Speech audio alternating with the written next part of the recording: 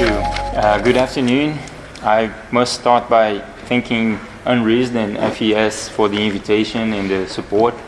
It's a great honor to be here with you and share some of the findings from our ongoing research project. And basically, the point I want to depart from and start the reflection is the recognition of the persistency and durability of social inequalities in some countries, especially in Latin American countries, and most especially in my native Brazil. So despite poverty reduction that took place in the first decade of the 21st century, when we look at longer periods of time, what really calls attention is the level of persistency of social inequality. So that suggests that there are powerful reproduction processes underway. And my goal here is to try to go deeper in understanding the dynamics of these reproduction processes. We already know that government policies and decisions play a very important role in relation to social inequality, although it's a complex and rather ambiguous role. Because on the one hand, government initiatives, some of them are formally designed to combat and mitigate the effects of social disparities. We often, in a general way, call these social policies. But on the other hand, there are public policies that do reinforce existing inequalities. So, for example, a regressive tax systems or monetary or immigration policies, for example. We already know that the effects of the second type of policies is very important and must be studied, and many people in this room have been carrying out research on this topic. But my goal here is to try to bring our attention to the issue from a different angle and to try to complement these ongoing debates. And basically, we want to focus on the first type. We want to look at these social policies and try to understand to what extent we could identify risks of social inequality reproduction engendered in the process of provisioning and implementing these social policies. It's important to say that we are not making an argument against social policies, much to the contrary. We want to understand these risks so that we can identify elements for the improvement and strengthening of these policy domain. This counterintuitive perspective of seeing risks of reproduction of inequalities in the implementation of social policies will find support in scholarly debates on policy implementation. So policy implementation is often regarded as this bureaucratic, technical process which are often seen as unimportant or neutral. But the literature on implementation studies has demonstrated that implementation is rather a creative and transformative process. When laws and political decisions are put into practice, they do not escape from the interference of multiple actors and processes. They are rather filtered through these actors and processes, leading to unexpected outcomes. So implementation processes, they contribute to producing the desired effects of public policies, but they also introduce other unintended effects. So our goal is basically to bring together discussions about policy implementation with discussions about reproduction of social inequality, so that we can start to look at the day-to-day operations of government, the institutional mechanics, the encounters between service workers and users as potential sources of the production of relegation, an institutional process of assigning and maintaining inferior positions to certain groups in society.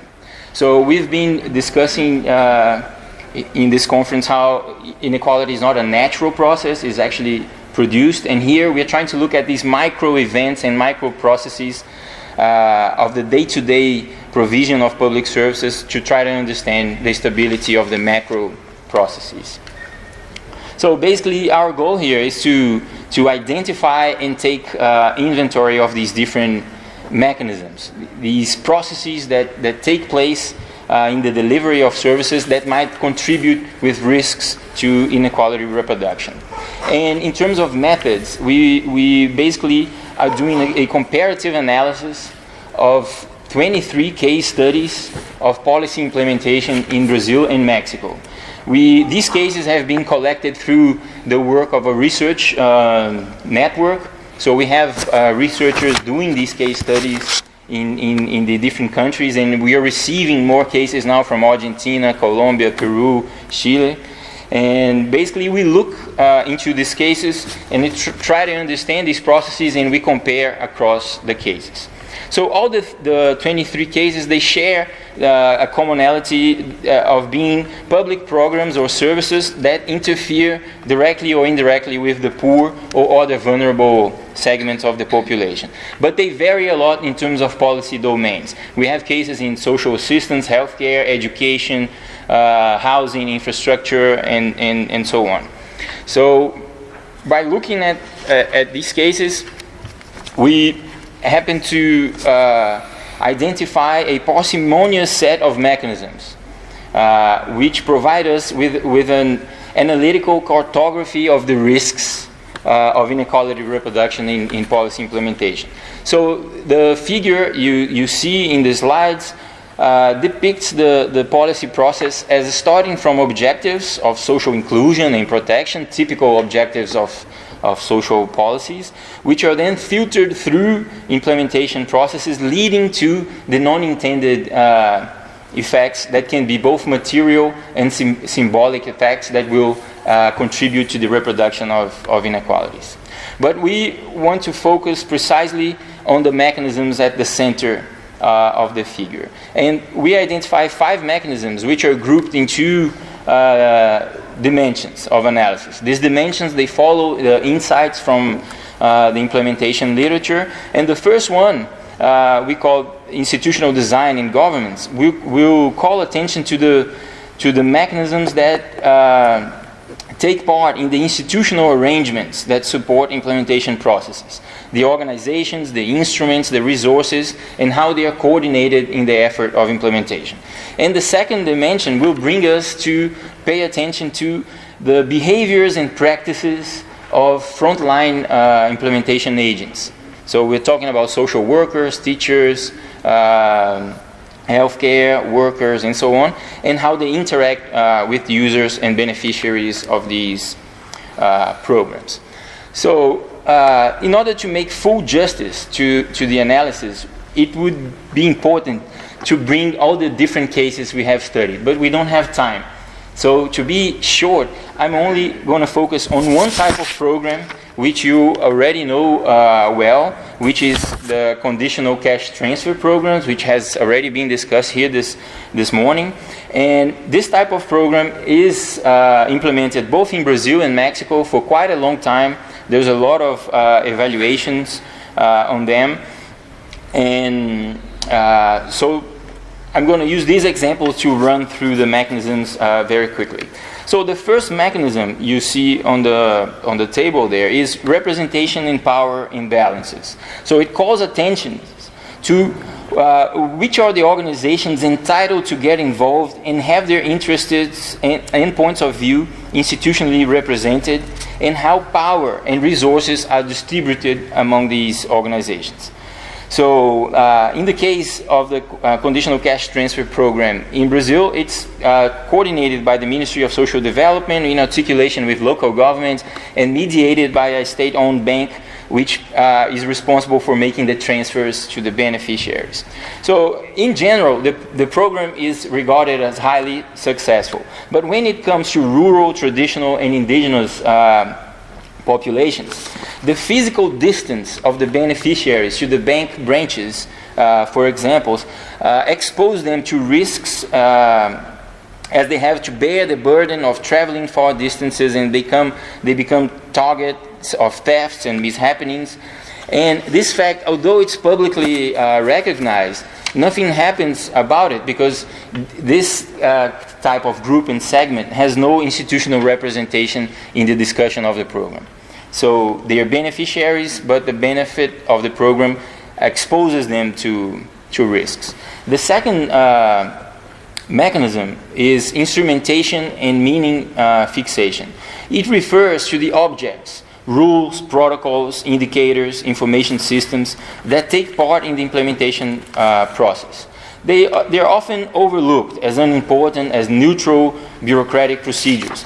But what we saw in the cases we studied is that these objects are responsible for routinizing relationships and stabilizing and materializing visions and preconceptions about the users, which will then produce symbolic effects upon them. So again, in the conditional cash transfer program, there is a rule, a standard operating procedure that defines mothers as the preferential holder of the financial benefit. So in the case of Brazil, 95% of the beneficiaries are mothers. So although it might make sense for a number of reasons, this rule ended up crystallizing an expectation upon women as the sole responsible for caring for their children.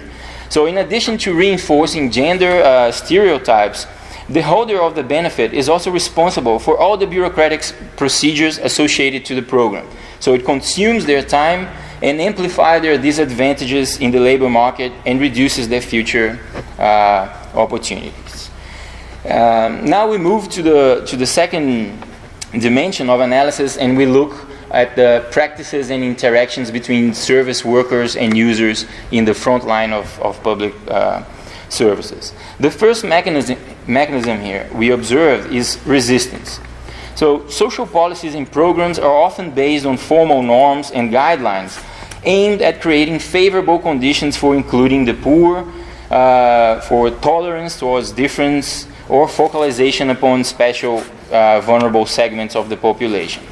However, on a day-to-day basis, frontline implementation agents may just ignore or resist against putting these rules in practices, perverting the formally prescribed approach.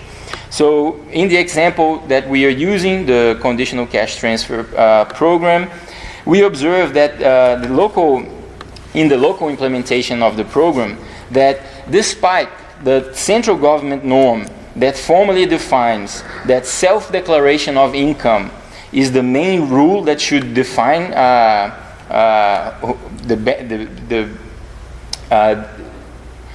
the seekers for the benefit to the application for the benefit, and the self-declaration should suffice. What the studies we are using observes that local agents frequently demand other forms of documental confirmation or even domiciliary visits and interviews with neighbors. So by doing this, they introduce informal criteria, they reinforce an atmosphere of mistrust, and they might end up leaving needy citizens who are not able to satisfy these criteria outside of the program. The next mechanism is judgment and classification, which also draws from this discretionary behavior of frontline agents. These agents, they face the challenge of having to constantly classify the users and their demands in terms of the available administrative categories. In order to do that, they develop their own informal classification systems, which are often based on stereotypes and collective shared values and beliefs. So they often use these informal criteria to judge who are the truly deserving seekers of the benefits. So they become actual judges of the worthiness of demands.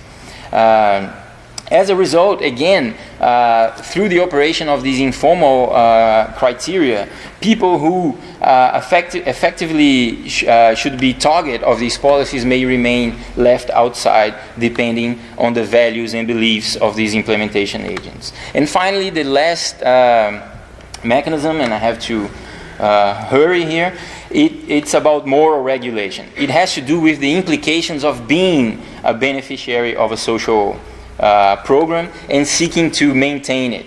And by having to maintain these benefits, these beneficiaries must subject themselves to the conducts imposed by the public agent. So, for example, in the CCT program in Mexico, the mothers that receive the grant, they are forced to give donations to the schools in which the children are studied, because they are benefiting from government support, and they have this moral obligation to contribute to the school. So, concluding, we basically try to take stock of these mechanisms here by showing the interfaces between policy implementation and reproduction of inequalities, and we believe these mechanisms can be useful in bringing awareness of these risks, and can serve as a framework or template for ex-ante evaluations of programs, as well as ex-post evaluations of the results.